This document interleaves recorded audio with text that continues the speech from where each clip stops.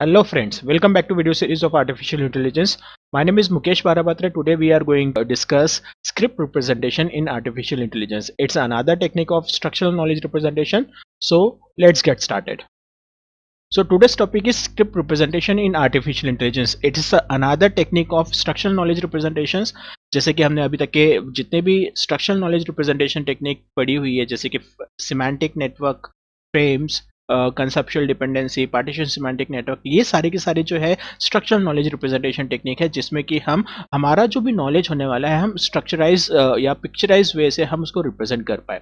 Similarly हमारे पास में एक स्क्रिप्ट रिप्रेजेंटेशन टेक्निक भी है, जिसके थ्रू हम अपने नॉलेज को स्क्रिप्ट के अकॉर्डिंग हम रिप्रेजेंट कर सकते हैं। तो हम देखने वाले हैं आज स्क्रिप्ट रिप्रेजेंटेशन। स्क्रिप्ट किस तरीके से वर्क करेगा, ये होता क्या है। स्क्रिप्ट रिप्रेजेंटेशन को स्टार्ट करने से पहले मैं आपको सजेस्ट करना चाहूंगा कि कंसेप्चुअल डिपेंडेंसी का यहाँ पे यूज होने वाला है। कंसेप्चुअल डिपेंडेंसी की जितनी भी प्रिमिटिव्स हमने लास्ट वीडियो लेक्चर के अंदर में डिस्कस की थी, वो सारी की सारी यहाँ पे यूज होगी। अगर आपने प्रीवियस वीडियो लेक्चर नहीं देखा होगा तो आप जाके वो देख सकते हैं। आई बटन पे आपको उसकी लिंक मिल जाएगी, जाके कंसेप्चुअल डिपेंडेंसी का वीडियो देख लीजिए। ओके, सो स्टार्ट करते हैं। A script is a knowledge representation scheme similar to a frame। जैसे कि जिस तरीके से हमने फ्रेम पढ़ा था, फ्रेम के समान ही स्क्रिप्ट रिप्रेजेंटेशन टेक्निक है, but instead of describing an object the script describe the sequence of event. Script frame representation technique के अंदर में क्या होता था, हम ऑब्जेक्ट को डिस्क्राइब करते थे। ऑब्जेक्ट के जितने भी एट्रीब्यूट्स है, उसकी जो प्रॉपर्टीज है, सारी चीज़ों को हम मतलब सभी ऑब्जेक्ट की डिटेल्स को हम डिस्क्राइब करते थे और उनका नेटवर्क बनाते थे, सिमेंटिक नेटवर्क बनाते थे। बट स्क्रिप्ट में क्या होता है, स्क्रिप्ट में हम ऑब्जेक्ट को ना डिस्क्राइब करते हुए हम क्या करते हैं, जितने भी सीक्वेंस ऑफ इवेंट्स उस ड्यूरेशन में या फिर उस इवेंट्स के लिए होने वाले हैं, वो सारे के सारे हम रिप्रेजेंट करेंगे स्क्रिप्ट फॉर्मेट में। मतलब हमारे पास में क्या होती है, एक स्क्रिप्ट अवेलेबल होती है। फॉर एग्जांपल, अगर हम कोई मूवी बनाना चाहते हैं तो हम क्या यूज़ करते हैं, हम मूवी की स्क्रिप्ट यूज़ करते हैं। अगर मैं कोई प्ले करना चाहूँगा तो मुझे उसके लिए एक स्क्रिप्ट लगेगी। कोई मैं वीडियो बनाना चाहूँगा तो वीडियो के लिए मुझे एक स्क्रिप्ट लगती है। मतलब मैं किस सीक्वेंस में किस इवेंट, मतलब सीक्वेंस ऑफ इवेंट मैं वहाँ पे रिप्रेजेंट करूँगा कि किस समय पे मुझे क्या बोलना है और किस समय पे कौन सा इवेंट आएगा और उस समय में मैं क्या डिलीवर करूंगा। ये सारी चीजें मैं स्क्रिप्ट वाइज बनाता हूं, देन उसके बाद में मैं उस तरीके से उसका रिप्रेजेंटेशंस करता हूं। सो स्क्रिप्ट भी हमारा उसी टाइप का एक रिप्रेजेंटेशन टेक्निक है, जिसमें हम क्या करते हैं, हम अपने नॉलेज को सीक्वेंस ऑफ इवेंट्स के अकॉर्डिंग हम डिस्क्राइब करते हैं। It is designed by Schank in 1974। जैसे कि मैंने आपको बताया था, जो कंसेप्चुअल डिपेंडेंसी है वो भी शैंक ने डिस्कवर की थी 1971 टू 1975 के बीच में। उसी ड्यूरेशन में शैंक ने एक स्क्रिप्ट रिप्रेजेंटेशन टेक्निक भी डिस्कवर की है 1974 के अंदर में। स्क्रिप्ट रिप्रेजेंटेशन टेक्निक शैंक ने ही डिस्कवर की है, इसलिए यहाँ पे कंसेप्चुअल डिपेंडेंसी के जितने भी प्रिमिटिव्स हमने लास्ट वीडियो में यूज किए थे वो सारे यहाँ पे यूज होने वाले हैं। ठीक है, structural representations describing a stereotype sequence of event in a particular context. हमारे पास में जितना भी नॉलेज है जिसको हम रिप्रेजेंट करना चाहते हैं, उसको हम स्ट्रक्चर रिप्रेजेंटेशन टेक्निक में डिलीवर करना चाहते हैं। बट वो स्ट्रक्चर रिप्रेजेंटेशन टेक्निक में हम क्या करने वाले हैं, उसको स्टोरियोटाइप सीक्वेंस ऑफ इवेंट्स के अकॉर्डिंग हम उसको रिप्रेजेंट करेंगे। अब means of organising the conceptual dependency structure. मतलब हमारे पास में जो कंसेप्चुअल डिपेंडेंसी थी, मतलब जितने भी हम स्टेटमेंट का मीनिंग रिप्रेजेंट करते थे, हम यहाँ पे क्या करेंगे, वो स्टेटमेंट का मीनिंग सीक्वेंस में लिखेंगे।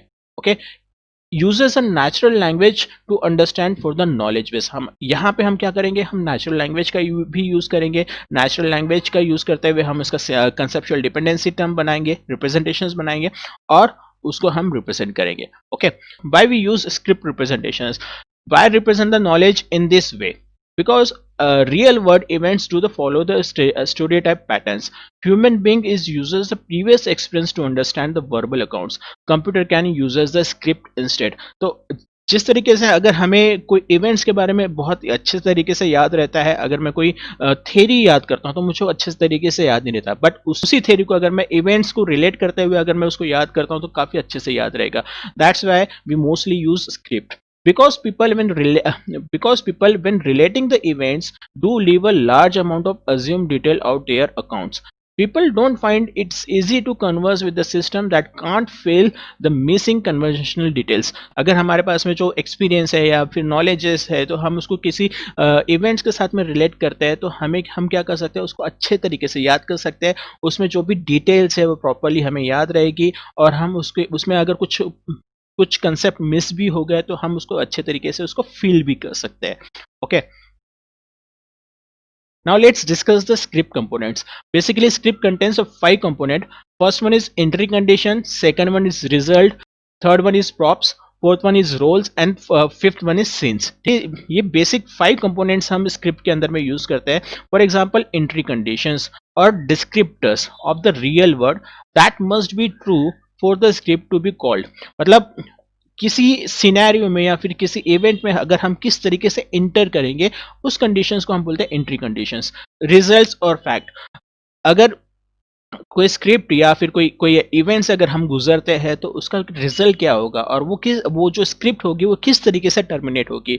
प्रॉप्स और थिंग्स, मतलब उस पर्टिकुलर सीक्वेंस में या सीक्वेंस ऑफ इवेंट्स में कौन कौन से प्रॉप्स, कौन कौन से एटम्स, कौन कौन से ऑब्जेक्ट यूज हो रहे हैं वो भी हम यहाँ पे यूज करेंगे.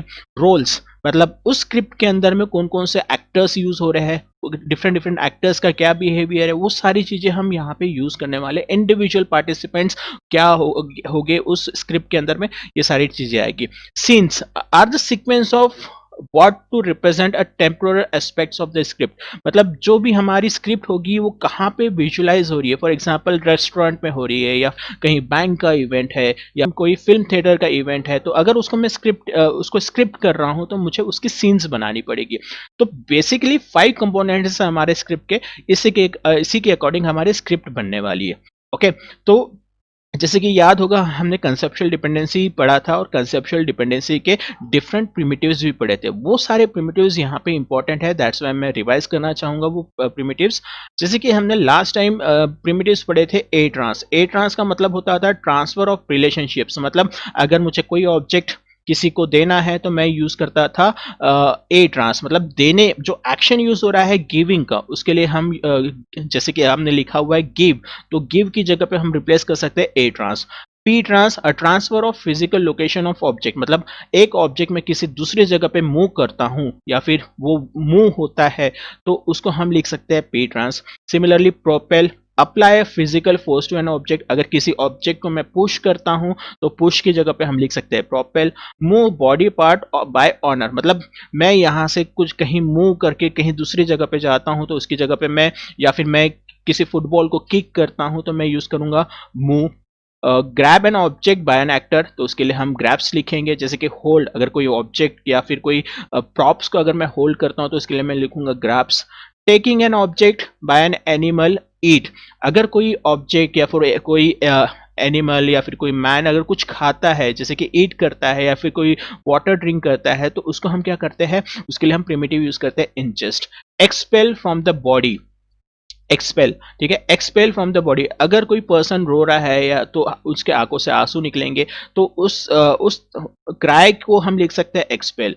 M trans, transfer of mental information. अगर मेरे पास में कुछ इंफॉर्मेशन है और मैं किसी को बताता हूं तो मैं उसको यूज कर सकता हूं टेल की जगह पे M trans. Mentally make a new information. अगर मुझे कुछ डिसीजंस लेने हैं तो मैं क्या करूंगा, एम बिल्ड प्रिमिटिव का यूज करूंगा. ठीक है. कंसेप्चुलाइज द और थिंक अबाउट द आइडिया. अगर मुझे कहीं पे थिंकिंग करना है तो मैं वहां पे यूज करूंगा कौन प्रिमिटिव का. प्रोड्यूस अ साउंड, अगर मैं आवाज करता हूं या फिर कुछ बोलता हूं तो उसके जगह यूज करूंगा speak. Focus a sense of organ, अगर मुझे सुनना है या फिर मैं कॉन्सेंट्रेटली किसी चीज को मैं फोकस करके बैठा हूं तो मैं उसके लिए उसकी जगह पे यूज करूंगा अटेंड. तो ये जितने भी प्रिमिटिव्स है ये सारे प्रिमिटिव्स हमारे स्क्रिप्ट के अंदर में भी यूज होने वाले हैं. तो जिस जिस तरीके से हमारी स्क्रिप्ट चलेगी और स्क्रिप्ट के अंदर में डिफरेंट डिफरेंट इवेंट्स हो गए, डिफरेंट डिफरेंट सेंटेंसेस जनरेट हो गए, वो सेंटेंसेस को हम रिप्रेजेंट करेंगे यूजिंग अ कंसेप्चुअल डिपेंडेंसी. तो एक एग्जांपल हम देख लेते हैं स्क्रिप्ट का. फॉर एग्जांपल हमारे पास में एक रेस्टोरेंट की स्क्रिप्ट है. बेसिकली रेस्टोरेंट में होता क्या है, कोई फैमिली अगर रेस्टोरेंट में जाती है तो वो क्या करती है, वहां पे जाके कुछ फूड को ऑर्डर करेगी और वहां से मतलब फूड को एंजॉय करेगी, पैसे पे करेगी और वापस आएगी.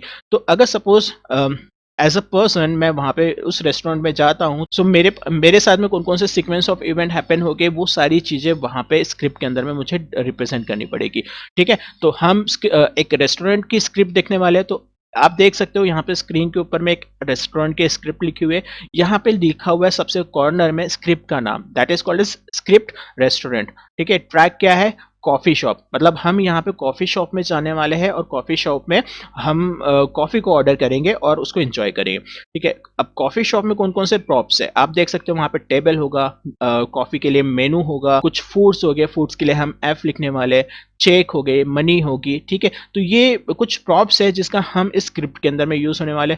अब उस स्क्रिप्ट के अंदर में रोल्स कौन कौन से हैं, फॉर एग्जाम्पल कस्टमर है, कस्टमर को हम रिप्रेजेंट करने वाले एस से, वेटर है तो वेटर को हम रिप्रेजेंट करने वाले डब्ल्यू से, कुक है तो उसके लिए हम रिप्रेजेंट करने वाले सी से, कैशियर है तो कैशियर के लिए हम रिप्रेजेंट करने वाले एम, ऑनर है तो ऑनर को रिप्रेजेंट करने वाले हम ओ से। तो ये कुछ सिंपल वेरिएबल्स का यूज हो रहा है डिफरेंट रोल्स को रिप्रेजेंट करने के लिए। ओके, तो सबसे पहले हम आते हैं एंट्री कंडीशंस के अंदर में। तो एंट्री कंडीशन हमारी क्या होगी, सबसे पहले तो जो कस्टमर होगा वो कस्टमर उस कॉफी शॉप के अंदर में इंटर करेगा, so that will be entry condition for your script. तो आप देख सकते हो scene number 1, scene number 1 entering into a coffee shop. आप देखिए S P trans S into a restaurant. P trans क्या होता है, पी ट्रांस जैसे मैंने आपको बताया कि transfer of object from one place to another place. Okay, मतलब ऑब्जेक्ट को हम एक जगह से दूसरी जगह लेके जा रहे हैं। तो यहाँ पे एस का मतलब क्या था, एस है हमारा कस्टमर, तो हम एस क्या कर रहा है, रेस्टोरेंट के अंदर में इंटर हो रहा है। Okay, S attend eyes to a tables, मतलब जो ऑब्जेक्ट जो कस्टमर है वो क्या करेगा, वो टेबल्स को ढूंढेगा उस कॉफी शॉप के अंदर में कि कौन सा फ्री है। फिर जो कस्टमर होगा वो क्या करेगा, कौन सा टेबल फ्री होगा उसके अकॉर्डिंग वो डिसीजन लेगा और वहां पे जाके बैठेगा। So S MBUILD where to sit. MBUILD क्या था, अगर हम डिसीजन लेते हैं तो यूज करते हैं primitive M build. Again S P trans S to table, मतलब अब गेट से हम उस टेबल तक के मूव करेंगे तो हम यहाँ पे यूज करेंगे पी ट्रांस प्रिमिटिव।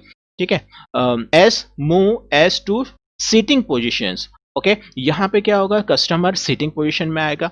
ठीक है, so that is the entry condition of your script.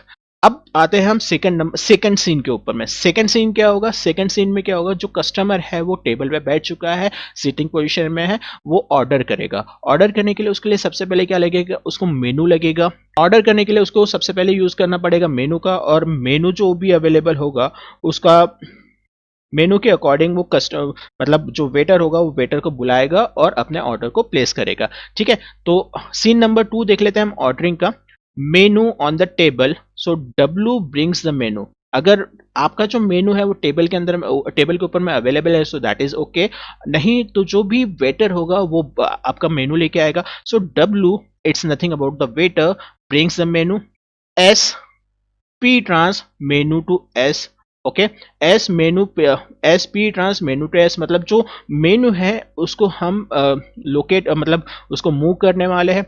Now आप यहाँ पे इस तरीके से देख सकते हो, S M trans food list to C P and S. C क्या है, जैसे कि मैंने आपको बताया था सी का यूज होता है कुक के लिए। Okay, S M build choice of F, मतलब क्या करने वाला है, जो कस्टमर है वो चूज करेगा कि मुझे कौन सा फूड ऑर्डर करना है। फिर उसके बाद में आप देखिए S M trans signal of W, मतलब जो कस्टमर है वो वेटर को सिग्नल देगा कि भाई मेरे पास में आओ, मेरा ऑर्डर ले लो। So W P trans W to table, जो वेटर है वो टेबल के पास में आएगा।